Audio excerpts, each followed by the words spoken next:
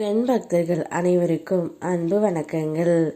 என் அன்பு குழந்தையே, உன்னுடைய அலைபேசியை சத்தம் இல்லாமல் வைத்து விடாதே தங்கமே. நாளை காலையில் உனக்கான இன்ப செய்தி ஒன்று உன்னை தேடி வர காத்து கொண்டு இருக்கின்றது. யாரிடம் இருந்து அழைப்பு வர வேண்டும் என்று நீ எதிர்பார்த்து காத்து கொண்டு இருந்தாயோ அவரிடமிருந்து உனக்கு அழைப்பு வர நிற்கின்றது. இதுவரை நீ வேண்டி நின்ற வேண்டுதல்கள் யாவையும் நிறைவேற்றி நான் உனக்கு தந்திருக்கின்றேன். இப்போது அவை அனைத்தையுமே உனக்கு கொடுக்கவும் நான் தயாராகி விட்டேன் தங்கமே. உன்னை காக்கவே எப்போதும் நான் இருக்கின்றேன். நீ கேட்கின்றாய், ஏன் இந்த வாழ்க்கையில் எனக்கு துன்பம் மட்டும்? என்னால் ஏன் இவ்வளவு தாங்க முடியாத சுமை? இது என் கர்ம வினையா என்று. ஆமாம் பிள்ளையே, இது கர்ம வினைதான். ஆனால் கர்ம வினை என்பது தண்டனை அல்ல, அது ஒரு திருத்தம். ஒரு சில வினைகள் ஒரு சிலருக்கு கொஞ்சம் காலங்களிலேயே தீர்ந்துவிடும், ஒரு சிலருக்கு கொஞ்ச நேரம் கால பிடிக்கும். அப்படி வரும் துன்பங்கள் நிலையானது அல்ல.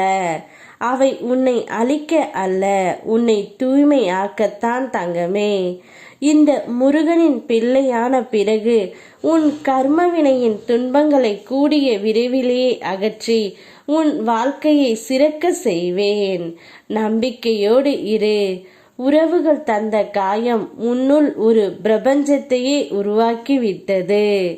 அந்த பிரபஞ்சத்தில் நான் இருக்கின்றேன். அதனால் தான் நீ இன்னும் வாழ்கின்றாய். இனி உனக்கு வலிக்கவே கூடாது.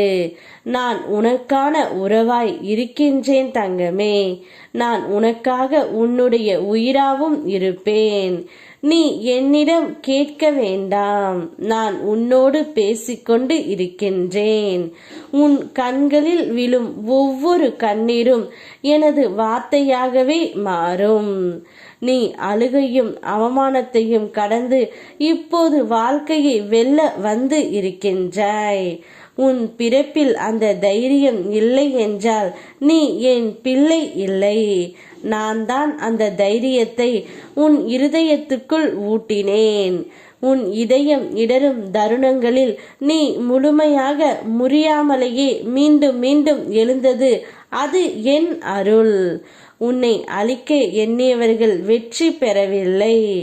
நீ வாழ்ந்து இருக்கிறாய் என்பதை அவர்களுக்கு பதிலாக இருக்கட்டும். அவர்களுக்கு பதில் சொல்ல நான் தேவையில்லை. நீ வளர்ந்த வாழ்வு தான் என் பதில். இப்பொழுது நீ எதிர்பார்த்து காத்து கொண்டிருந்த அந்த உறவிடமிருந்து உனக்கு அலைபேசி வரும்.